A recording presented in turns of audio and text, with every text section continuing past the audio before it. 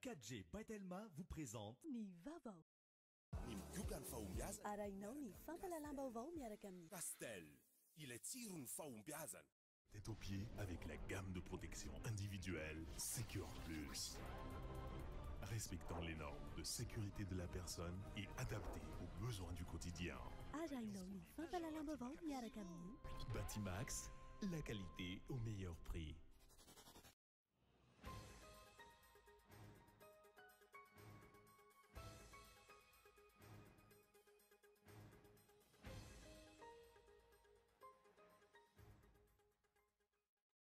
Naneo ny heviny manoloana ny toetra raha misy eto amin'ny firenena ny filoha nasionaly antoko malagasy miaramiaingy nandritra ny fivaniana tao amin'ny Alliance 92 tsy milamina amin'ny lafiny rehetra ny firenena hoy izy.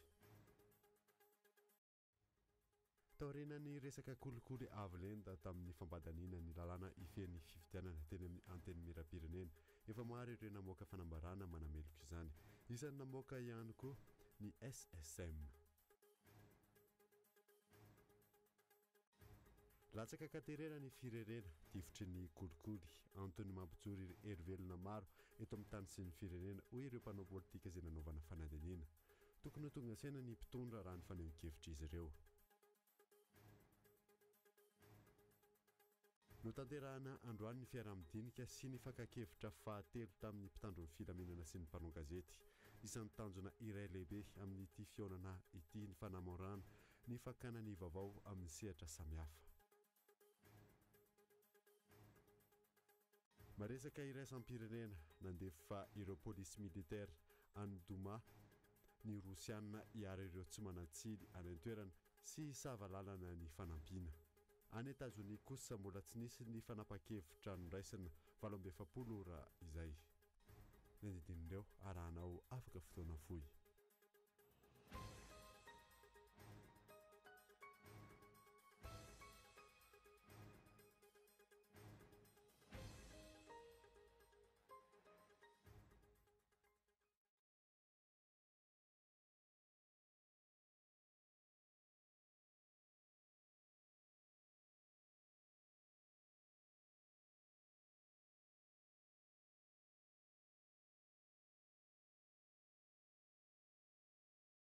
Finaritra tompoko lasy sy tompoko vahamanasanao anaraka ny fampalalam-baovao TV hatramin'ny farany any botsika ny vaovao dia naneho ny heviny manoloana ny toetra raha misy eto amin'ny firenena ny filoha nasionaly antoko malagasy miaramiainga nandritra ny fivanianany tao amin'ny Alliance 92 tsy milamina amin'ny lafiny rehetra ny firenena hoy izy fanadiny Gaetan Andriasilavo. Teboka efatra lehibe ny voaresaka nandritra ny fivanianan'ny filoha nasionaly ny antoko malagasy miaramiainga tao amin'ny fandarana Ambarao ao amin'ny Alliance 92. Teboka voalohany ny politika ankapobeny tsy milamina amin'ny lafiny rehetra ny firenena hoy izy. Saingy ezahana afenina amin'ireo tarehimarika fanahinina ampitomboina hoentina milaza fa mandroso i Madagasikara. Hatreto nefa tsy mbola misy fiantraikany amin'ny fiainan'ny mponina izany indrindra ho an'ireo mahantra manjaka ny kolikoly ary ny mpitondra sy ireo mpiara-miasa aminy no manome ohatra amin'izany. Nous avons un pays où toutes les institutions sont corrompues. Manao kolikoly avokoa ny sampandraram-pitantanana eto amin'ny firenena. Tsy amin'ny mahampanohitra fa manome ohatra fotsiny. Fantatry ny rehetra ny zava-mitranga. Misy mpanolo-tsain'ny filoha any am-ponja noho ny kolikoly. Misy mpikambana ao amin'ny governemanta any am-ponja noho ny kolikoly. Ny sasany mbola alaina ambavany eny amin'ny Bianco. Ary farany teo hitantsika ny teny amin'ny anteny miram-pirenena kolikoly. Aizany tsy ahitantsika kolikoly eto amin'ity firenena ity. Arak'izany, firenena izay natomboka tamin'ity fitondrana HVM ity ary ny filoham-pirenena no mitarika azy izay nandray ny kolikoly ho fomba fitantanany. Tsy tratratsika ary izay ny tena ratsy ao Madagasikara, ny ezaka iraisam-pirenena ho an'ny fomba fitantanana mahomby ny fananam-panjakana. Ho tara ihany Madagasikara raha toka ity fitondrana ity izay eo amboniny ny filoham-pirenena mbola eo aorian'ny fifidianana. Reste encore là après les élections. Azo atao ny manavitra ny firenena hoy ny filoha nasionaly ny antoko malagasy miaramiainga. Dingana ihany ny fifidianana hoy izy. Ka tsy tokony raviravin-tanana isika amin'ny ady atao amin'ny kolikoly. Ny ady amin'ny kolikoly izay tsy tokony hijanona amin'ny fanenjehana ihany fa hitohy hatrany amin'ny fanasaziana. Manoloana ireo lalàna fehizoro ifehan'ny fifidianana. Manao antsoava amin'ny fitsarana avo momba ny lalam-panorenana ny filoha nasionaly ny antoko malagasy miaramiainga. Manao antsoava amin'ny vondrona iraisam-pirenena ihany koa. Et là j'en appelle à la communauté internationale. Miantso ny vondrona iraisam-pirenena manana ny andraikitra ireo ihany koa ianareo satria mamatsy ny fifidianana. Arak'izany azavatsiana ny fifidianana izay teraka krizy eto Madagasikara. Qui va créer une crise à Madagascar? Teboka fahatelo ny resana ihany koa ilay lalàna ifeny ZDS na ny zone économique spéciale. Famadihana sy fivarotana tanindrazana io izy, ary ny mpitondra sy ireo mpiara-miasa aminy no azo tombotsoa amin'izany fa tsy ny vahoaka malagasy.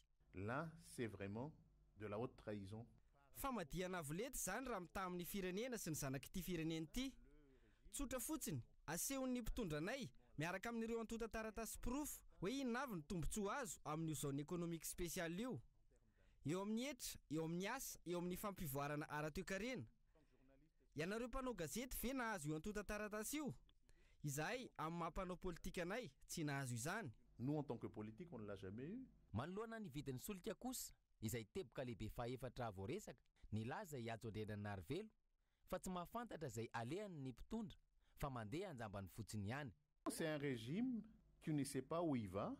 Fitondrana izay tsy mahafantatra ny alehany ary miasa tsy misy tanjona. Tokony ampidina ny viditsolika satria mafana ny toedrarà manoloana ny fifidianana. Aorian'izay nampiakarina indray. Fitantanana miovaova tsy manana tanjona, tsy misy fandraisana fepetra ary indrindra tsy misy fahaiza-mitantana.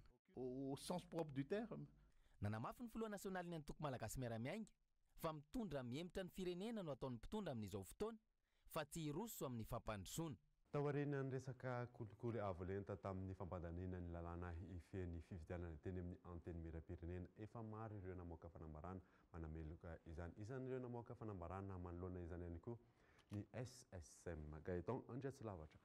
Namoaka fanambarana ihany koa ny firaisan-kinan'ny syndicat eto Madagasikara na ny SSM manoloana ny olana ara-politika miseho eto amin'ny firenena izay ahina hiteraka krizy vaovao manodidina ny fifidianana.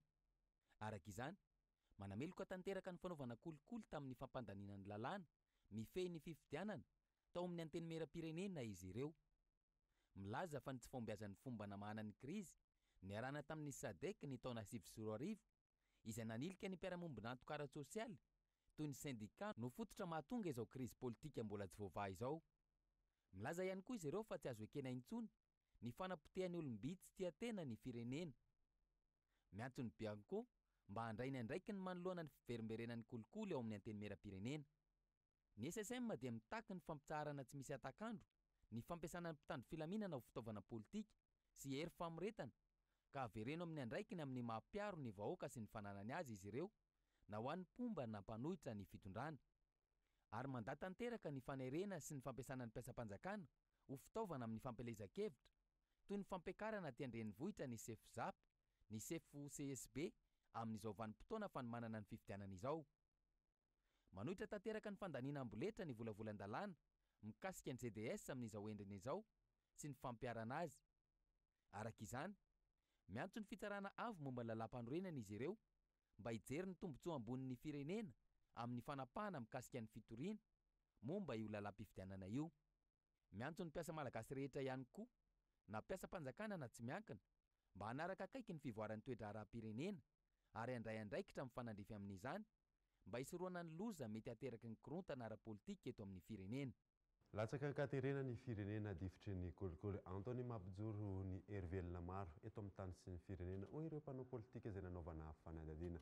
Tokony tonga saina ny mpitondra raha ny fanan-kevitry izy ireo fanadihana iona saina. Antso, izahay generaly sy manamboninahitra ambony eto anivon'ny firenena izay tsy ao amperinasa intsony nefa araky ny fenitra hoe rehefa misy ilan'ny tanindrazana anay dia tsy maintsy mijoro ho an'ny tanindrazana izahay. Hitantaratra tamin'ireny zavatra niseho teny amin'ny anteny miram-pirenena ireny anefa fanindroso any amin'ny disadisa lalina isika. Koa dia manao antso avo eo amin'ny tompona andraiky izay isan'ny tokony izahay mba hisoloka izay rehetra mety hampiditra ny firenena amin'ny krizy. Ho anareo tompona andraiky ny mpitandro filaminana, ok mba hiaro ny vahoaka sy ny fananany ianareo ka tsy ho sanatria ho saka ny fiarahamonina demokratika tandalana manaja ny sotoavina mahamalagasy. Taorin'ny antso nataon'ireo manamboninahitra ambony sy jeneraly misotro ronono omaly teny Besarety manoloana ny zava-misy eto amin'ny firenena mpanao politika maro no naneho ny heviny. Ho an'i Georges Alexandre Marie, filohan'ny antoko maitso, fanairana lehibe ho an'ny mpitondra fanjakana ireny antso ireny manoloana ny fitsitotongany firenena amin'izao fotoana izao. Reny dia fanairana lehibe ho an'ny mpitondra fanjakana. Matsapy izy ireo fa tsy mandindra ny firenena eto amin'ny firenena ary feno kolokolo ny tontolo iainana amin'izao fotoana ka mampidi-doza ny firenena mihitsy izany. Eto aloha dia ataoko angamba fa sahy miteny amin'izay ny olona miaro ny demokrasia misy eto amintsika. Ny demokrasia eto amintsika moa zao dia tandondondoza satria lasa voavidy vola izay manam-bola amin'izao no manao ny lalàna ka ataoko fa anokatra maso ho an'ny vondrona maro samihafa ireny ary tsy mahagaga antsika raha amin'ny andro manaraka eto misy fivondronana na association'olona indray hiteny momba ny raharaham-pirenena zoany tanteraka izany. Ho an'i Jeneraly Ramakavelo Désiré, mariky ny fitiavan-tanindrazana ireny fihetsika naseho ny manam-boninahitra ambony sy Jeneraly misotro ronono ireny. Tompona andraikitra amin'izay seho eto amin'ny firenena ny mpitondra ankehitriny raha manety stadiny amin'ireny antso ireny raha ny fanazavany. Fahitako an'ireny aloha dia hoe mba ho tonga ny olona rehetra. Sambany angamba nisy hoe fivondronan'ny manam-boninahitra Jeneraly, manam-boninahitra ambony, efa-tsy intsony manao antso ka iny dia miankina amin'ny fijery ny fitondram-panjakana azy iny ary miankina amin'ny fijery ny vahoaka azy koa iny. Mbola fanomezakasy na tsy fanomezana haja ny olona tompona andraikitra amin'ny fitantanam-pirenena no tenenana andreny fa tsy nisy mihitsy eritreritra ndeha hanonga-panjakana. Dia iny dia hoe zay manatsofina aoka izy iaino, zay manatsofina tsy iaino izy ny tompona andraikitra. Zay ny fahafantarako azy. Tena hoe teren'le fitiavan-tanindrazana dia tsy maintsy maneho hevitra mba ahatonga saina ny daholobe. Miantefa amin'ireo mpitandron'ny filaminana amperinasa ihany koa ny antso nataon'ny Rezoko manam-boninahitra sy Jeneraly misotro ronono, hoy ny eo anivon'ny Association des anciens militaires.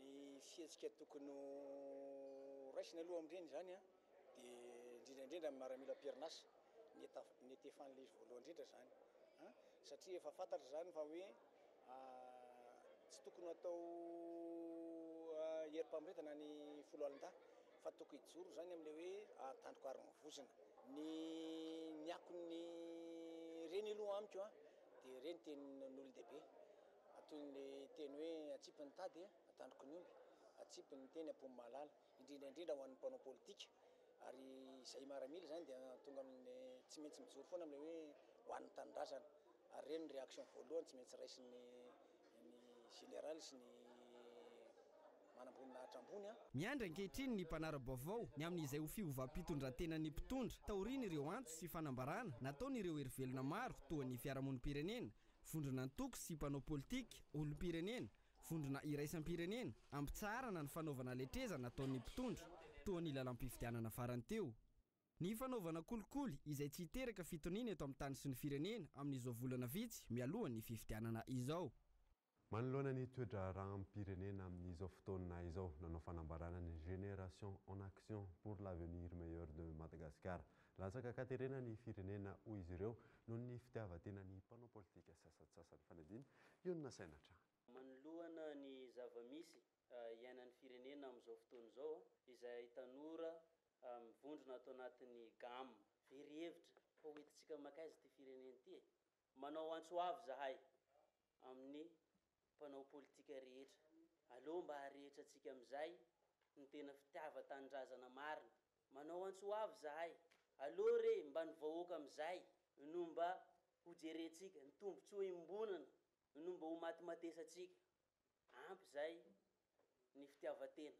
Misesisesy ny fanambarana ataon'ireo vondrona maro amin'ny zava-mitranga eto amin'ny firenena amin'izao fotoana izao. Taorin'ny manam-boninahitra ambony sy Jeneraly misotro ronono omaly nanatanteraka fanambarana ihany koa ny teo anivon'ny GAM na ny Génération en Action pour l'avenir meilleur de Madagascar. Tsy hiteraka fitoniana ny fanaovana mpitolo amin'ny fitantanana ny firenena hoy izy ireo, antony hitakina ny fifampidinian'ny herivelona rehetra isiny ny fifidianana madio sy mangarahara ary eken'ny rehetra.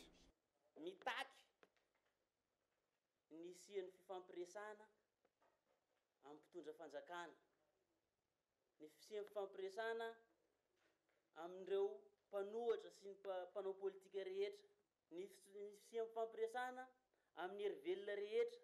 Eny raha ilainy zany ny fisian'ny fampiresana hatramin'ny firaisamonim-pirenena. Takinay zany mba hivoan'ny marimaritra iraisana, hitondrana mazava tsara nyity firenena ity, ahafahana miatrika amin'izay ny fifidianana ekeny maro, milamina, mangarahara. Zay no tadavin'ity firenena ity. Takian'ireto mpikambana eo anivon'ny gam ireto ihany koa ny fanomezana sehatra ny tanora, ahafahan'ireto farany mitondra ny anjara birikiny amin'ny fampandrosoana ny tanindrazana iombonana. Ampy zay, Madagasikara ty tsy champ de bataille, ary vahoaka malagasy tsy sac de sable ka encaissé coup ny mpanao sy ny vokatry ny caprice ny mpanao politika. Ampy zay fitiavatena. Aoka zay ny fanaovana kilabaonay tanora, veriverezina amin'ile teny hoe zahay no avin'ny firenena. Tsy atopoko, ambaranay eto Androany, tsy zahay zao tsy manaiky atao hoe ho avin'ny firenena izany tsony. Tsy ho avin'ny firenena zay fa zahay no angovo.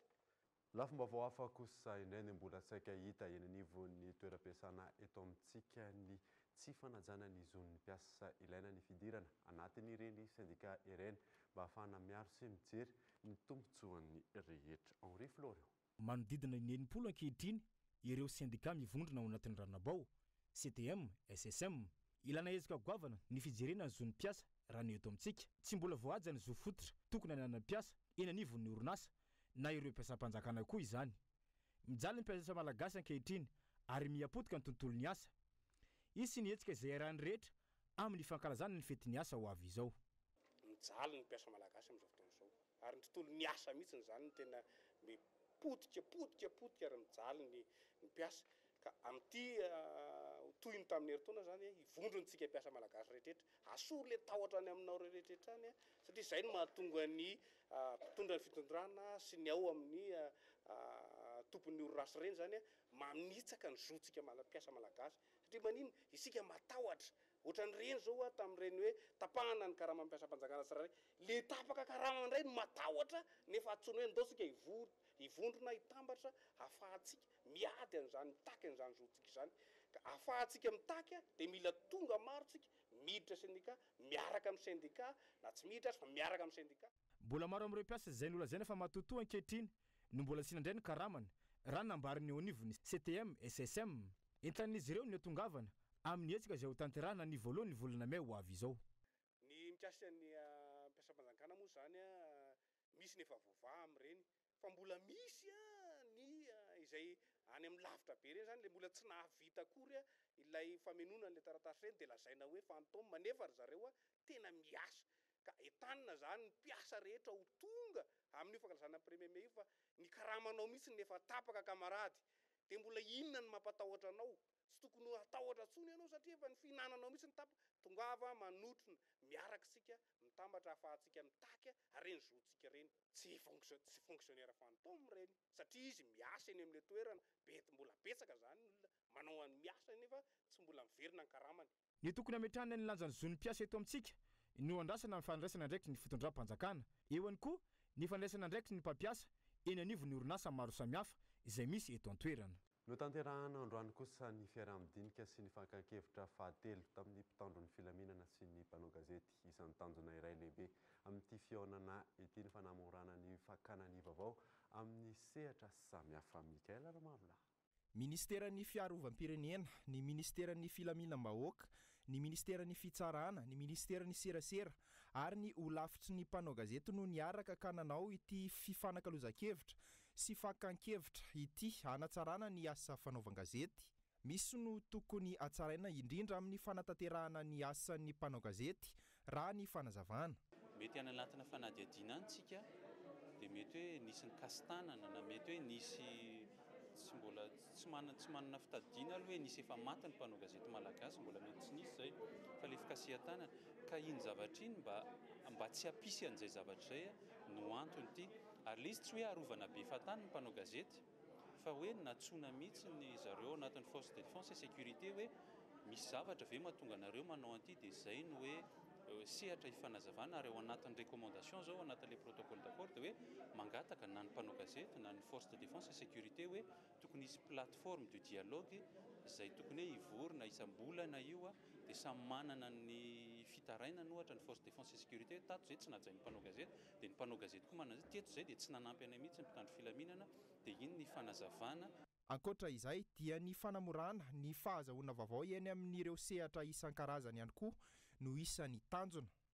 Tena zavatra tena tedavina amin'io zany ny amoramora kokoa ny accès à l'information zay le fiteny azy zo fototra ny olom-pirenena rehetra dia na ny mpanao gazety nefa no tena hoe acteur amin'izay dia misy zany ny asa ataony izay miaro ny olona sy mifanana isan'izany ny mpanao gazety ka raha amin'ny asany izy narovana mba mba ahafahana manome le zo fototra ho an'ny olom-pirenena mahazo vaovao dia tsy mivoana amin'ny asany aloha zany ny fiarovana mpanao gazety zany raha izay ny tanjona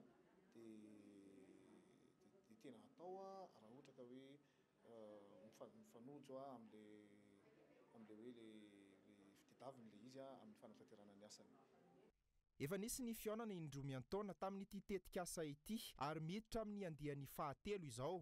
Antota taratasy roa no mivoaka amin'ity fiarah-midinika sy fifanankalozan-kevitra tamin'ny mpanao gazety sy ny mpitandro filaminana natao androany ity. Tamin'ny alalan'ny tetikasa idirika na ny institution intègre, représentative et crédible niarahana tamin'ny UNESCO. Mitaraina ireo mpamily taxi vokatry ny fiakaran'ny vidin'ny lasantsy andro vitsy lasa izay zara fa misy ny mpandeha roa na telo izany ao anatin'ny ray andro fanadiny Henri Florian. Andro vitsy lasa izay niakatra ho 4,000 ariary ny litatry ny lasantsa ary 500 sy 303 ariary ny gazoaly. Araka io fiakaran'ny vidin'ny tsolokio mianjady amin'ny fiveloman'ny malagasy maro ny olana ateraka izany. Velony tarena ankehitriny ireo mpamily fiarakaretsaka manoloana ity fiakarana ity. Zara fa mahazo mpanjifa izy ireo ao anatin'ny ray andro. Tsy zakany vahoaka ny sara-pitaterana, voatery miafy ireo mpamily na dia eo azany tsy fahazoan'izy ireo tombony ahafahana mivelona. Tena mafy tena le izy zany efa tena tsy mifanaraka amin'le efa mividintsika tsy mihitsy le izy azonao. Dia any ka lasa na ny olona mandeha aminay raha lasa matahotra an'le frais satria hoe sao dia lafo be sy ny ohatran'izay. Eritreretanareo zao fa zay zao raha manao course zao eto miala eto zao dia makany Anosy dia manao ohatra hoe lasantsy na 5,000 hoe tamin'izany dia ny course ataonay zany mba ohatra hoe any dia sao nefa n'izao zany lasa tsy mety tsony le izy satria zany raha manao lasantsy na 5,000 zany ianao veto makany Anosy zany dia lasa tsy ampy tsony zany le izy amin'le lasantsy 4,000.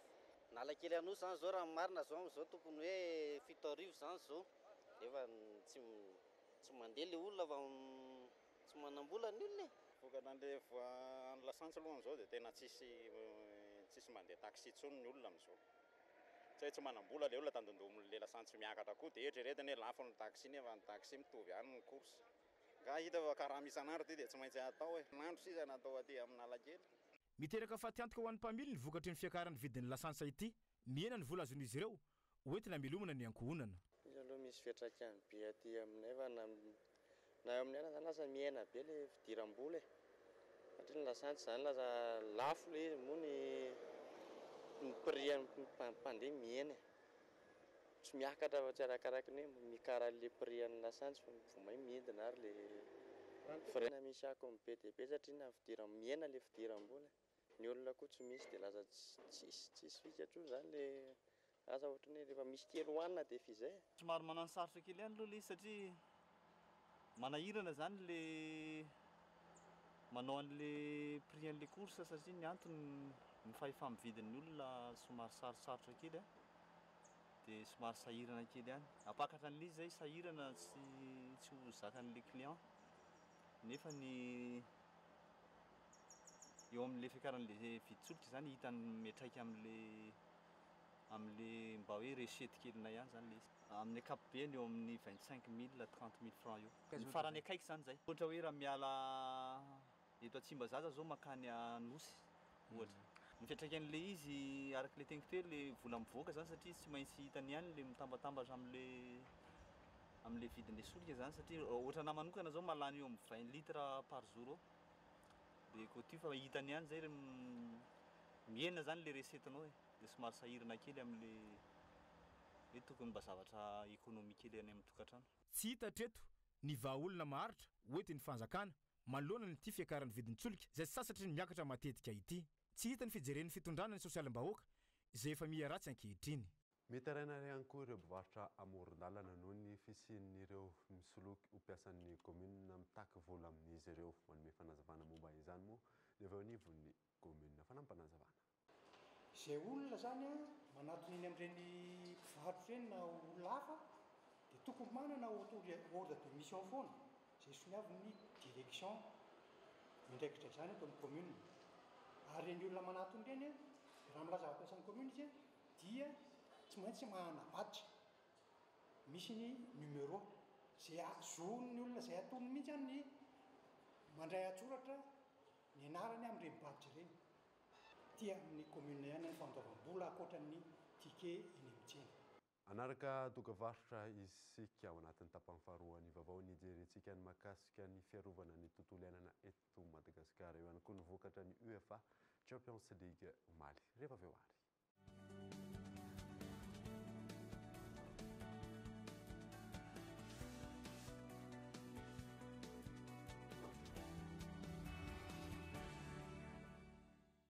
Pour les fans de vitesse, avec la 4G by Telma, connectez-vous avec le monde entier et surfez librement sur vos applis préférés partout à Madagascar. Plus de 60 villes couvertes. Profitez-en avec Telmanet One Week 1 giga pour seulement 12 500 ariars. Tapez le dièse 322 étoile 73 dièse. Telma, numéro 1 de l'internet à Madagascar.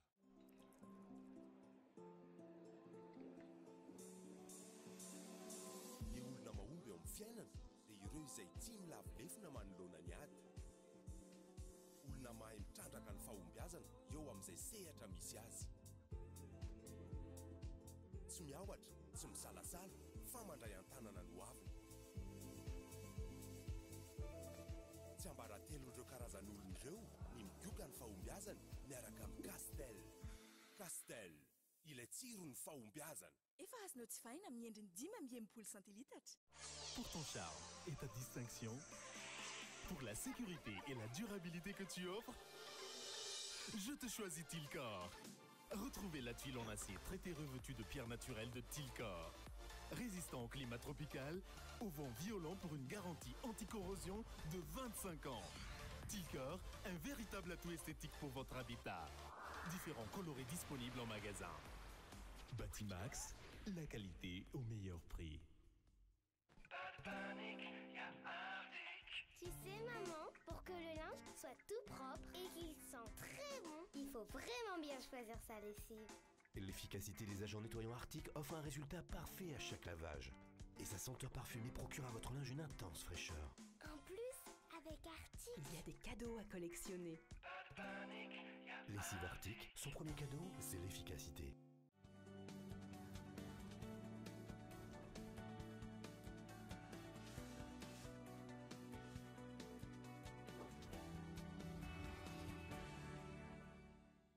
Verina eto amin'ny fampahalalam-baovao isika.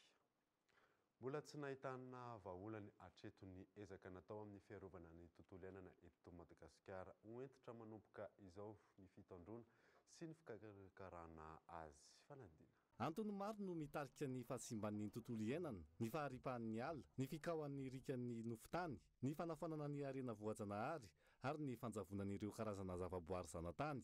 Ankoatra ny asa tanan'olombelona sy ny fikorotana ny toetrandro, ifehezana izay toe-javatra izay sy iantohana ny fitantanana maharitra sy mahomby ny arena voajanahary sy ny faritra arovana eto Madagasikara dia namolavola tetika asa mitondra ny lohateny hoe fanamafisana orona ny tambazotra ny faritra arovana vaovao eto Madagasikara ny ministeran'ny tontolo iainana. Fanamafisana ny fitantanana na gestion durable ireo faritra nakisivy dia ny ankoatran'izay ny fizarana na réplication na duplication izay modely ho apetraka amin'ity mivoaka atao anatin'ny tetika azy ity ho entina hitantanana ihany koa ireo faritra hafa izay tokony anaovana izany. Eo amin'ny 220 ny faritra rovana misy eto Madagasikara. Izany hoe izay modely avoakan'ity tetika azy hitantanana maritra ny fahatrarovana sy mangrovitia dia zana ho aparitaka amin'ireo titikasa ireo fahatrarovana hafa romboroapolo am'zato misy eto Madagasikara. Hoe entitra moa zany fa hoe mba hapetraka amin'izay le tena fitantanana sy fiarovana maritra an'ireo fahatrarovandreo. Sarotra ny lalana iadina ho amin'izay fahasimban'ny tontolo iainana izay raha ny nambarana ary ilaina fifanomezan-tanana izany. Teneniko anareo tsy mora miady amin'ny fahasimban'ny tontolo iainana. Azonareo be da be ny facteur tsy maintsy jerena rehefa hiady amin'izany hoe tsy hoe miteny ianao androany dia vita ny ady amin'ny tontolo iainana fa tena mbola tena combat de longue haleine io zavatra. Azonareo dia efa miezaka izay ministera mametraka an'izay zavatra. Ny zavatra tsapa fotsiny mbola tsy même niveau de conscientisation rehetrarehetra miady amin'ilay izy. Dia miezaka ministera zao mba miezaka mandresy lahatra ny secteur namany hoe andoatsika ifanomentanana fa no avy ny ty taranakitsika ahoana amin'ny fiafarany raha mitoza fahasimban'ny tontolo iainana. Efa nisy fepetra noraisina izy ireo hanatsarana sy hampandrosoana ny tontolo iainana ary hiezaka ny hamongotra ireo mpandringana ny harem-pirenena ihany koa izy ireo raha ny nambarany. Andrasana trany araka izany izay ho vokatra entin'ity tetikasa ity na androso na ho toy ny teo aloha ihany. Mipetraka ary ny fanontaniana aiza ny fandraisana andraikitry ny mpitondra fanjakana sy ireo ezaka efa vita manoloana ny fiarovana ny tontolo iainana. Ity farany izay ihany toeran'ny harem-pirenena. Folo tapitrisa amin'ny olona maneran-tany no tsy manasata isa izay azo lazaina fa mbola ambony raha ny antontanisa avy amin'ny Agence des Nations Unies pour les réfugiés.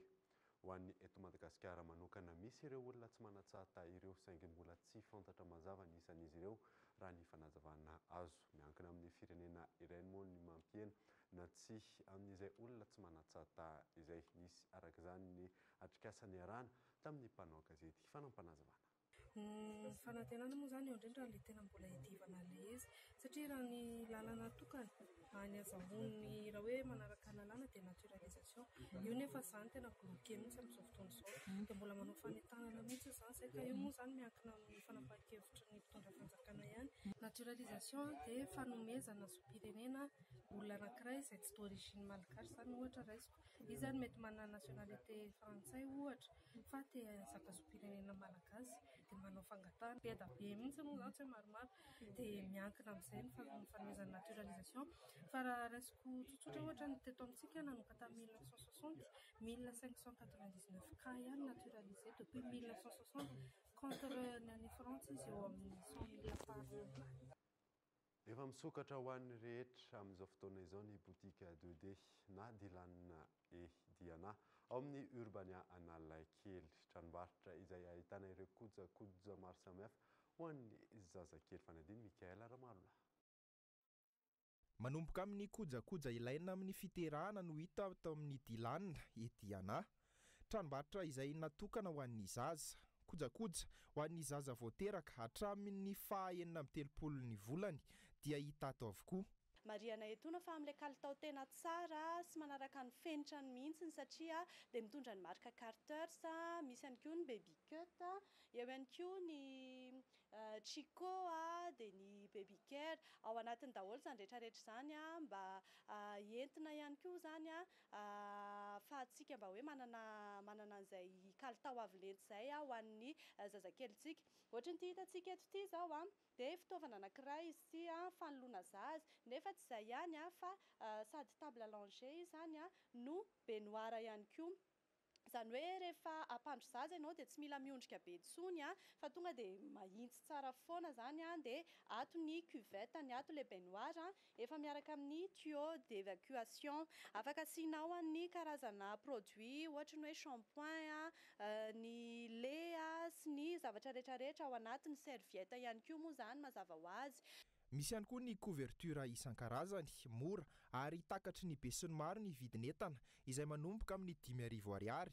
Ity zao efa le hika farany ozy tsika, izany hoe 4 en 1, afaka atao mipetraka le zaza, dia afaka hibabeana azy ihany koa, afaka hitrotroana azy, dia misy ihany koa ny karazany mitondra ny marika Chico, le efa mahazatra antsika moa zany ny ny paoziny dia mahazaka zaza raha ity ray ity fotsiny izao dia mahazaka hatramin'ny 20 kilo izy dia mbola be dia be mihitsy ny zavatra hitantsika eto ho an'ny zaza moa zany ny akanjo ny kiraro kely ankoatr'izay ihany koa ny fitaovana ilaina ohatra ny hoe biberon mitondra ny marika Chico Baby Cut dia hitantsika eto daholo ihany koa zany rehetrarehetra zany ankoatra izay dia misy ny porte bebe miavaka ihany koa ao amin'ny 2D na ny Dylan et Diana dia manentana antsika rehetra hitsidika ny boutique 2D Dylan et Diana box 6 eto amin'ny Urbania zany hoe mifanila amin'ny Le Glacier moa zany hôtel Le Glacier dia hitantsika daholo ny karazany entana ho an'ny zazakely manomboka amin'ny 0 à 36 mois hitantsika eto daholo ihany koa ny fitaovana rehetrarehetra na tsy voatery akanjo fa zay zavatra mety ho ilayntsika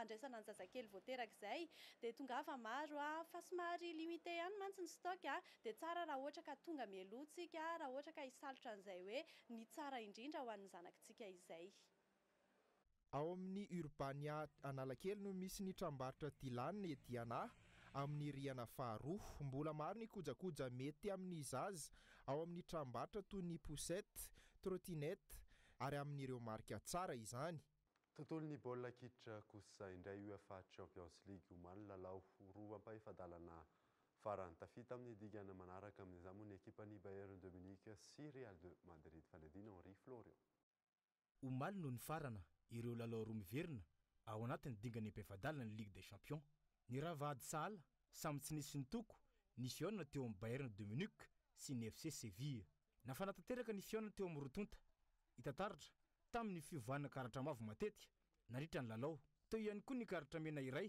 izay azony Joachim Correa ho an'ny ekipan'ny FC Sevilla nanantombo nandritra ny lalao mandroso ny ekipan'ny Bayern de Munich raha nandavo ny FC Sevilla tamin'ny 0-2 tafiakatra any amin'ny dingana manasa-dala araka izany ny ekipan'ny Bayern de Munich teo amin'ny lalao tezan-kely indray kosa ny fiona teo amin'ny Real sy ny Juventus baolina telo nampidiriny Juventus nandritra ity fiona ity nanao izay faraheliny ny ekipan'ny Juventus nandritra ity lalao miverina ity fa nahita hirika tany amin'ny segondra farany ny ekipan'ny Real de Madrid ka natafiditra baolina iray tamin'ny alalan'ny Cristiano Ronaldo teo amin'ny lalao karatra mavo enina ary karatra mena iray no azo ny ekipan'ny Juventus raha karatra mavo telo kosa ho an'ny Real ny ekipan'ny Bayern de Munich Liverpool Real de Madrid AS Roma izao no manana ny tapakila hiakarana amin'ny dingany manasa-dalana eo amin'ity Ligue des Champions ity maresaka iraisam-pirenena nandefa ireo polisy militaire any Doma ny Rosianina hiary ireo tsy manatsiny any toerana sy savalalana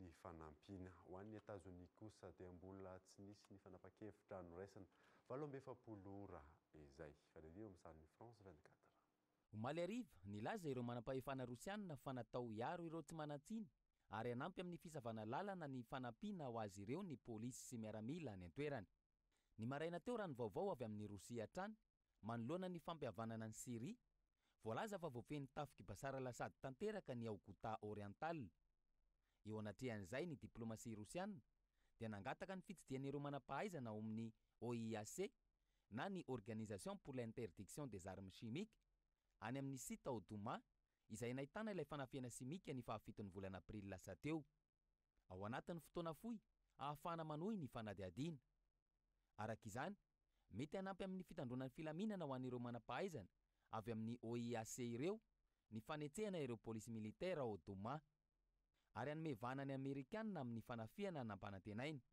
manomboka ny alakamisy isy tafika Rosianina alefa ny Doma hampanjaka ny filaminana sy hiaro ireo tsy manatsiny any an-toerana i Rosia izay nanamafy ihany koa ny fiarovana ireo iraka avy amin'ny OIAC izy ireo izay hidina ny Syrie no ny fangatahan'ny Damas ny any États-Unis ankilan'izay tao anatin'ny 27 ora izay mbola tsy noraisina ny fanapahan-kevitra farany ny sekretera jeneralin'ny firenena mikambana Antonio Guterres dia miantso ny tsy hidirana amin'ny toe-javatra izay mety tsy ho voafehy any Syrie alohan'ny sarana dia averina aminao ireo vaovao nisongadina tamin'ity alina ity naneho ny heviny manoloana ny toedraraha misy eto amin'ny firenenan'ny filoha nasionaly antoko malagasy miara-miainga nandritry ny fifianianana tao amin'ny Alliance 92 tsy milamina amin'ny lafiny rehetra ny firenena hoy izy taoriana ny resaka kolikoly avoleta tamin'ny fampadaninany lalàna ifeny fifidianana teny amin'ny anteny mera-pirenena efa maro ireo namoaka fanambarana manoloana izany isan'ireo namoaka fanambarana ihany koa ny SSM ary farany dia latsaka ankaterena ny firenena divitry ny kolikoly antony mabijoro ny herivelona maro eto amin'ny tany sy ny firenena hoy ireo mpanao politika izay nanaovana fanadinena tokony ho tonga saina ny mpitondra raha ny fanaohan-kevitry izy ireo. Dia izay mamarina vaovao tamin'ity alina ity soranao nanaraka izany isora manokana ihany koa ireo mpanaraka ny vaovaon'Ankoly TV any amin'ny faritra indrindra ireo manaraka izany amin'ny alalan'ny DSTV Antsirana sy TNTV Fianarantsoa Soavamanitra dia velomy mifody topoko.